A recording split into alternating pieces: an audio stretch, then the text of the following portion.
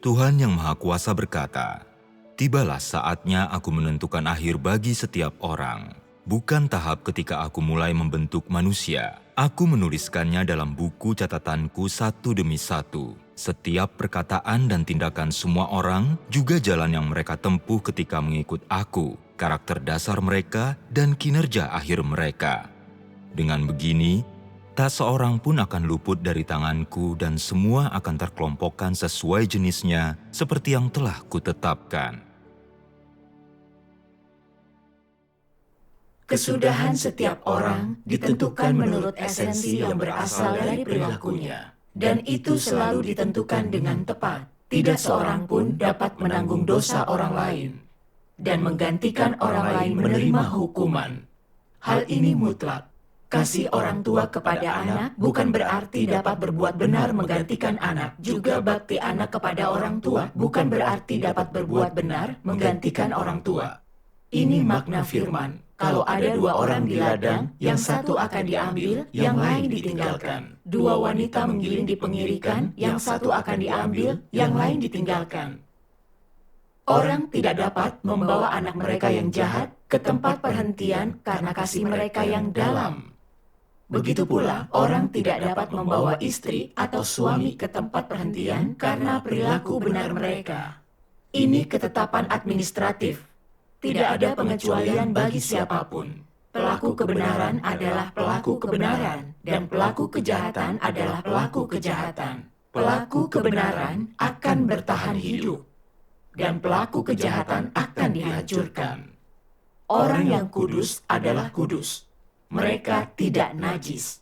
Orang yang najis adalah najis, tidak mengandung apapun yang kudus. Semua orang yang jahat akan dihancurkan, dan semua orang yang benar akan bertahan. Meskipun anak pelaku kejahatan berbuat benar, dan orang tua pelaku kebenaran berbuat jahat, tidak ada hubungan antara suami yang percaya dan istri yang tidak percaya, dan tidak ada hubungan antara anak yang percaya dan orang tua yang tidak percaya. Mereka dua tipe yang bertentangan. Sebelum masuk ke tempat perhentian, orang memiliki kerabat jasmania. Tetapi begitu masuk ke tempat perhentian, orang tidak lagi memiliki kerabat jasmania. Firman Tuhan memberitahu kita, pekerjaannya di akhir zaman adalah memilah manusia dan menentukan kesudahan dan tempat tujuan orang menurut perilaku dan esensi mereka. Tidak ada yang bisa mengubahnya. Itu ditentukan watak benar Tuhan. Benar. Tuhan menuntut kita memperlakukan orang lain sesuai firman-Nya. Kita tidak boleh melindungi atau mendukung siapapun, termasuk orang yang kita kasihi. Iya. Itu merupakan pelanggaran terhadap watak Tuhan. Iya, benar. Iya. Aku ingin berbagi pengalaman pribadiku. Baik, Baiklah. silakan. Sekitar 3 tahun lalu, seusai pertemuan, pemimpin memberitahuku, ayahmu menciptakan konflik di antara saudara-saudari, mengganggu kehidupan bergereja. Kami telah bersekutu dan memperingatkannya, tetapi dia tidak mau bertobat. Kata saudara-saudari, dia pernah melakukan hal yang sama di tempat lain. Kami akan mengumpulkan fakta tentang perbuatan jahatnya. Saat mendengarnya, jantungku berdetak kencang. Kupikir, apa benar seburuk itu? Lalu aku teringat saat kami dalam pertemuan, dia tidak mau menerima kebenaran dan sangat mengganggu. Dalam pertemuan, dia enggan mempersekutukan firman Tuhan, malah membahas hal yang tidak berhubungan, mengalihkan perhatian orang dari firman Tuhan. Kubicarakan hal ini, tetapi dia tidak mau mendengarkan. Dia punya banyak alasan. Lalu, aku memberitahu pemimpin gereja tentang hal itu. Dia kemudian bersekutu dengan ayahku, membantunya beberapa kali dan menjelaskan akibat dari perilakunya. Ayahku menolak. Dia terus mencari alasan. Dia tidak mau bertobat. Sekarang yang lain melaporkannya. Pasti masalah ini sudah makin parah. Aku ingat ada orang di gereja yang bertindak jahat dan dikeluarkan karena enggan melakukan kebenaran, mengganggu kehidupan gereja dan enggan bertobat. Jika ayahku seperti itu, bukankah dia juga dikeluarkan? Jika itu sungguh terjadi, perjalanan imannya akan berakhir. Dia tidak akan menerima keselamatan. Semakin memikirkannya, semakin aku khawatir dan takut. Malam itu, aku tidak bisa tidur. Aku memikirkan perkataan orang tentang ayahku. Aku tahu mereka hanya berusaha melindungi kehidupan bergereja demi jalan masuk kehidupan jemaat, dan itu selaras kehendak Tuhan. Iya, Benar. Aku mengetahui perilaku ayahku dan berpikir untuk memberitahu pemimpin. Aku teringat betapa penyayangnya ayahku saat aku masih kecil. Setiap kali aku dan kakakku bertengkar, dia selalu melindungiku meski aku yang salah. Saat cuaca dingin dan tidak ada selimut, dia bawakan selimut ke sekolahku, naik sepeda lebih dari 90 kilometer. Pekerjaan gereja ibuku membuatnya sibuk, jadi ayahkulah yang biasanya memasak untukku dan merawatku. Memikirkannya, aku tidak mampu menahan air mataku. Pikirku, ayahlah yang membesarkan aku. Jika aku singkapkan dirinya dan dia tahu, bukankah dia akan berkata aku tidak punya hati nurani dan kejam? Bagaimana aku bisa menemuinya di rumah setelah itu? Aku menuliskan perilaku ayahku, tetapi tidak mampu melanjutkannya. Kupikir, bagaimana jika ku tulis semua yang ku tahu dan dia akan dikeluarkan? Sudahlah, aku tidak boleh menulis ini. Aku ingin tidur dan melupakannya. Tetapi sama sekali aku tidak bisa. Aku gelisah dan merasa sangat bersalah. Perilaku ayahku buruk belakangan ini. Begitu pula di masa yang lalu. Jika tidak kulaporkan, bukankah artinya aku menyembunyikan kebenaran? Aku merasa ada peperangan besar di hatiku. Jadi aku berdoa kepada Tuhan. Tuhan, aku berdoa. Aku tahu kejahatan yang ayahku lakukan. Dan aku harus menjunjung tinggi pekerjaan gereja dan jujur tentang apa yang ku tahu. Tetapi aku takut jika kulakukan, ayah dikeluarkan. Tuhan, tolong bimbinglah aku agar mampu melakukan kebenaran dan menjunjung tinggi pekerjaan gereja. Iya. Setelahnya, aku merasa lebih tenang. Lalu ku baca firman Tuhan ini. Kalian berkata, peduli pada beban Tuhan dan membela kesaksian gereja, tetapi siapa yang sungguh peduli? Tanyakan dirimu, sudahkah engkau menunjukkan kepedulian akan bebannya? Dapatkah engkau melakukan kebenaran untuk Tuhan? Dapatkah engkau berdiri dan berbicara bagiku? Dapatkah engkau dengan teguh melakukan kebenaran? Apakah engkau cukup berani untuk melawan semua perbuatan iblis? Mampukah engkau menyingkirkan emosimu dan mengungkap iblis demi kebenaranku? Dapatkah engkau membiarkan kehendakku digenapi di dalam dirimu? Sudahkah engkau menyerahkan hatimu di waktu paling penting? Apakah engkau orang yang melakukan kehendakku? Tanyakan pada dirimu sendiri dan seringlah memikirkan hal ini. Mereka semua hidup dalam emosi, sehingga Tuhan tidak menghindarkan seorang pun dan menyingkapkan rahasia yang tersembunyi dalam hati semua manusia. Mengapa manusia sulit memisahkan diri dari emosi? Apakah melakukannya melampaui standar hati nurani? Bisakah hati nurani memenuhi kehendak Tuhan? Bisakah emosi membantu manusia mengatasi kesulitan? Di mata Tuhan, emosi adalah musuhnya. Bukankah sudah dinyatakan jelas dalam firman Tuhan? Aku tidak punya jawaban atas pertanyaan dalam firman Tuhan ini. Aku tahu ayahku tidak mengejar kebenaran, mengganggu pertemuan saat kami membaca firman Tuhan. Dia menolak persekutuan, menghakimi orang lain, dan menabur benih perselisihan. Terkekang oleh emosi, aku tidak melihat dia mengganggu jalan masuk kehidupan orang lain. Aku tidak mau berterus terang kepada pemimpin demi melindunginya. Aku tidak melakukan kebenaran atau mempertimbangkan kehendak Tuhan. Aku ingat 2 orang jahat yang dahulu dikeluarkan gereja. Melihat mereka menolak kebenaran dan mengganggu kehidupan gereja membuatku marah. Kusingkapkan mereka tanpa ragu. Jadi mengapa aku tidak mampu jujur bila menyangkut ayahku? Dalam hati aku tahu, aku tidak jujur dan tidak adil. Aku tidak melakukan kebenaran atau melindungi pekerjaan gereja. Emosi membuatku melindungi ayahku dan melawan kebenaran dengan menutupi kejahatannya. Bukankah itu artinya aku berada di pihak iblis dan menjadi musuh Tuhan? Menyadarinya, aku bertobat dan berdoa. Tuhan, bebaskan aku dari emosi. Aku ingin jujur tentang ayahku. Iya, benar. Setelah berdoa, kupikirkan perbuatan jahat ayahku. dan kutuliskan satu persatu. Saat melayani sebagai diaken, dia berprasangka terhadap rekan kerjanya. Dia mendiskriminasikan saudara Zhang di hadapan yang lainnya, membuat saudara Zhang tertekan dan berada dalam keadaan negatif. Pemimpin bicara kepada ayahku, tetapi tidak didengarkan. Saat orang lain menunjukkan masalahnya, dia malah menyangkalnya. Dia mengalihkan fokus pada kekurangan orang lain. Katanya, "Aku telah lama menjadi orang percaya, aku paham semuanya." Saat melihatku melakukan tugas, dia mendesakku agar mencari uang. Dia selalu mengatakan hal negatif agar aku berpaling dari tugasku.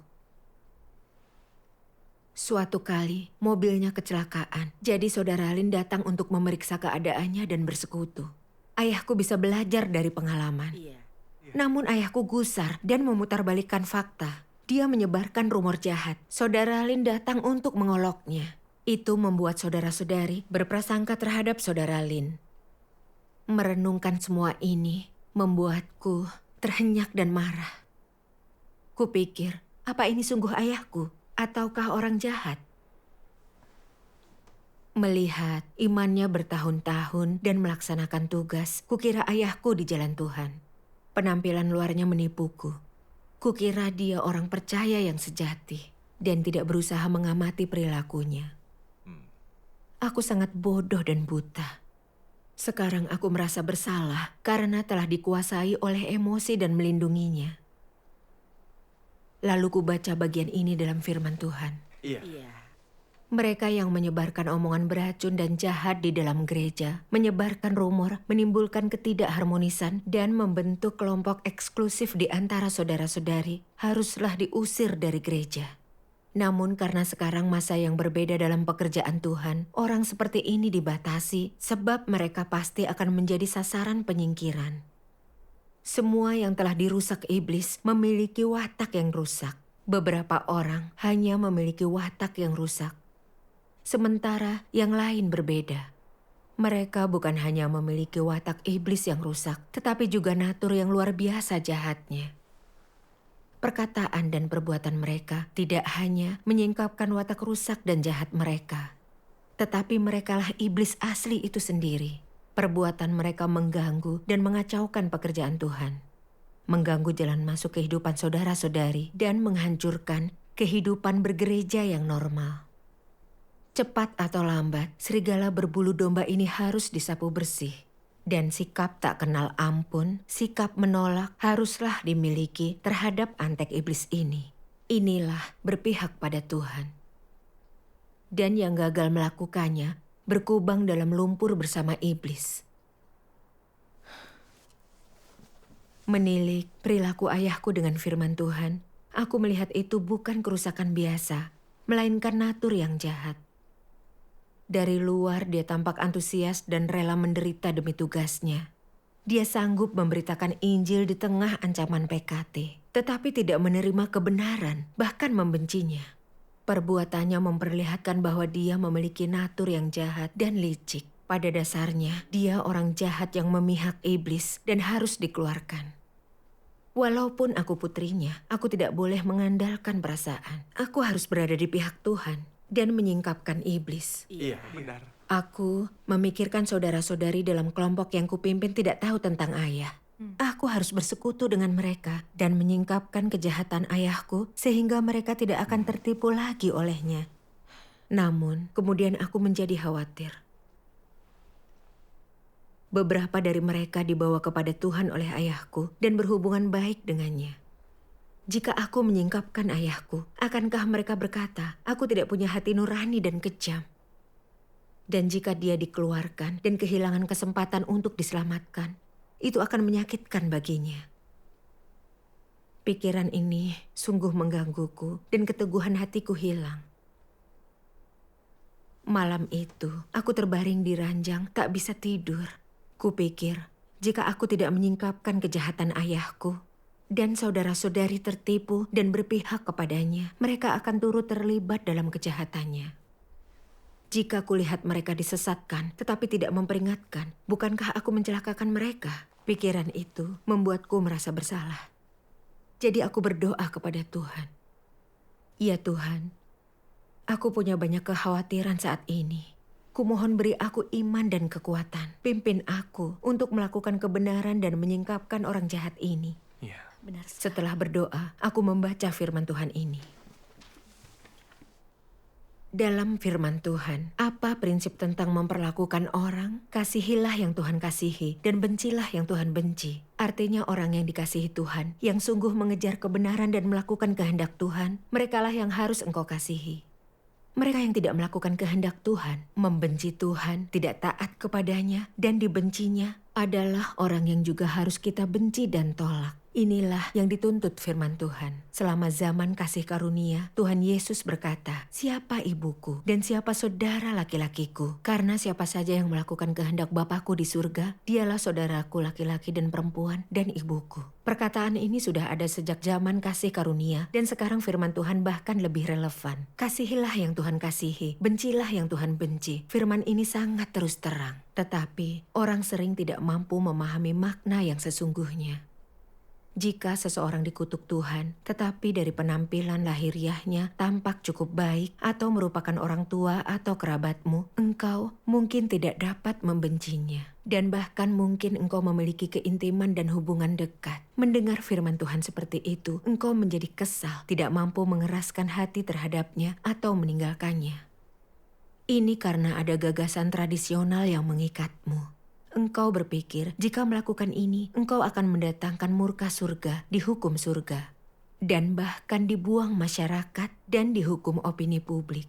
Selain itu, masalah yang bahkan lebih praktis adalah hati nuranimu. Hati nurani ini berasal dari ajaran orang tuamu sejak kecil atau pengaruh dan penularan budaya sosial yang salah satunya menanamkan cara berpikir seperti itu di dalam dirimu sehingga engkau tidak dapat melakukan firman Tuhan dan mengasihi yang Tuhan kasihi, membenci yang Tuhan benci. Namun di lubuk hatimu, engkau tahu engkau harus membenci dan menolak itu. Karena hidupmu berasal dari Tuhan dan bukan diberikan orang tuamu. Manusia harus menyembah Tuhan dan menyerahkan diri kepadanya. Meski engkau berkata dan berpikir bahwa engkau tidak bisa menerima kebenaran ini dan tidak sanggup menerapkannya. Apa engkau tahu apa yang sedang terjadi? Hal ini telah mengikatmu dengan kuat juga secara mendalam. Iblis memakai hal ini untuk mengikat pemikiranmu, pikiranmu, dan hatimu, sehingga engkau tidak dapat menerima firman Tuhan.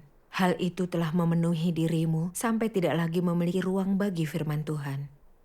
Selain itu, jika engkau berusaha melakukan firman-Nya, cara berpikir iblis itu akan bekerja di dalam dirimu dan membuatmu menentang firman dan tuntutannya, membuatmu tidak mampu melepaskan diri dari ikatan ini dan membebaskan diri dari perbudakan ini. Lalu aku memahami prinsip Tuhan dalam memperlakukan orang. Menuntut kita mengasihi yang Tuhan kasihi, membenci yang Tuhan benci. Orang yang mencintai kebenaran dan melakukan kehendak Tuhan haruslah kita perlakukan dengan kasih. Sementara orang yang membenci kebenaran dan menentang Tuhan haruslah kita benci. Hanya inilah yang sesuai kehendak Tuhan. Amin. Namun bila menyangkut ayahku, aku terkekang emosi. Aku selalu menutupi kesalahannya. Aku tak mengasihi yang Tuhan kasihi, membenci yang Tuhan benci. Ini karena gagasan terkenal iblis. Darah lebih kental daripada air. Manusia pasti memiliki emosi menguasai hatiku. Iya. Aku tidak melihat orang jahat. Kupikir menyingkapkan perilaku jahat ayahku itu keterlaluan, tidak berhati nurani. Aku takut dikutuk orang lain. Demi melindungi hubungan darah, aku gagal menegakkan kebenaran dan menyingkapkan orang jahat. Kuabaikan pekerjaan gereja dan jalan masuk kehidupan saudara-saudari. Sungguh tidak berhati nurani dan tidak berperi kemanusiaan. Iya. Iya. Aku sadar gagasan kuno iblis ini menghentikanku melakukan kebenaran. Membuatku tanpa sadar berada di pihak iblis dan menentang Tuhan. Sesungguhnya, Tuhan tidak pernah mengatakan kita harus berhati nurani terhadap setan dan orang jahat. Tidak pula mengatakan menolak anggota keluarga yang jadi milik iblis berarti tidak bermoral. Di zaman hukum Taurat, anak Ayub yang tidak percaya Tuhan mati dalam musibah. Tetapi Ayub tidak membiarkan perasaannya memengaruhi hubungannya dengan Tuhan. Sebaliknya dia memuji nama Tuhan. Iya. Di zaman kasih karunia, bukankah orang tua Petrus menahan dan menghalangi kepercayaannya? Jadi dia tinggalkan mereka dan rumahnya. Dia serahkan semua demi Tuhan dan mendapat pujian Tuhan. Merenungkan pengalaman Ayub dan Petrus, aku dapat pemahaman tentang tuntutan Tuhan, mengasihi yang Tuhan kasihi, membenci yang Tuhan benci. Syukur kepada Tuhan. Kemudian, aku membaca lebih banyak firman Tuhan. Siapakah iblis? Siapakah roh jahat? Dan siapakah seteru Tuhan? Kalau bukan para penolak yang tidak percaya kepada Tuhan, bukankah mereka orang yang tidak taat kepada Tuhan? Bukankah mereka orang yang menyatakan percaya tetapi tidak memiliki kebenaran? Bukankah mereka orang yang hanya berusaha beroleh berkat tetapi tidak dapat bersaksi bagi Tuhan? Engkau masih bergaul dengan roh-roh jahat itu sekarang dan memiliki hati nurani dan kasih terhadap mereka. Tetapi dalam hal ini, bukankah engkau menawarkan niat baik kepada iblis? Tidakkah ini bersekutu dengan roh jahat? Jika engkau selaras dengan mereka yang kubenci dan tidak sejalan denganku, dan tetap memiliki kasih dan perasaan pribadi terhadap mereka, bukankah engkau tidak taat? Bukankah engkau melawan Tuhan dengan sengaja? Apakah orang yang seperti ini memiliki kebenaran? Jika orang memiliki hati nurani terhadap musuh, kasih terhadap roh jahat, dan belas kasihan terhadap iblis, bukankah mereka dengan sengaja mengganggu pekerjaan Tuhan? Iya. Iya. Benar sekali. Benar. Setelah membaca ini, aku merasa bersalah dan sangat tertekan. Aku tahu ayahku membenci kebenaran dan selalu mengganggu kehidupan bergereja. Dan naturnya juga jahat. Tetapi aku terus menyayanginya. Aku bahkan menutupi kejahatannya. Bukankah itu yang Tuhan maksud dengan bersekutu dengan roh jahat dan menawarkan niat baik kepada iblis?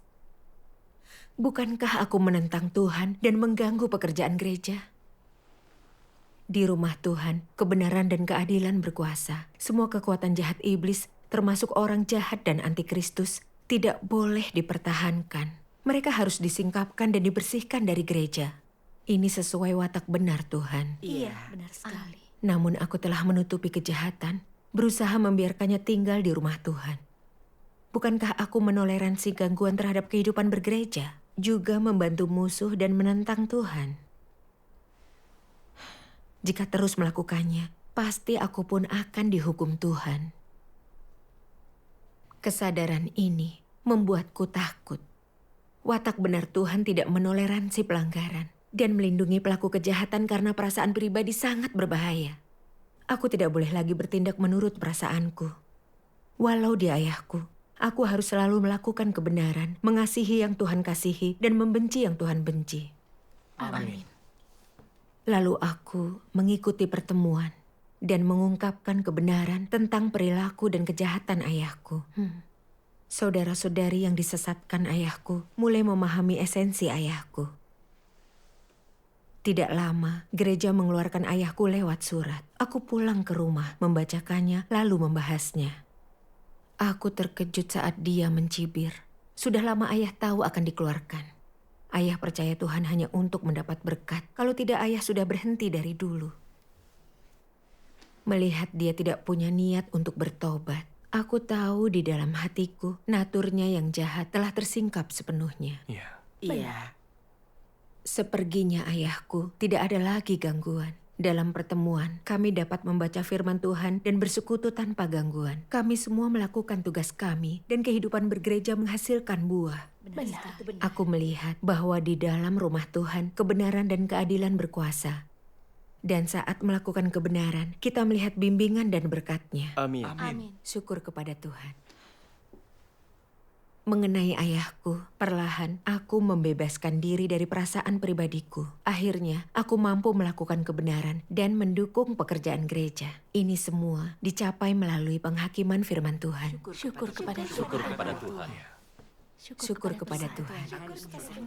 Syukur kepada Tuhan. Iya.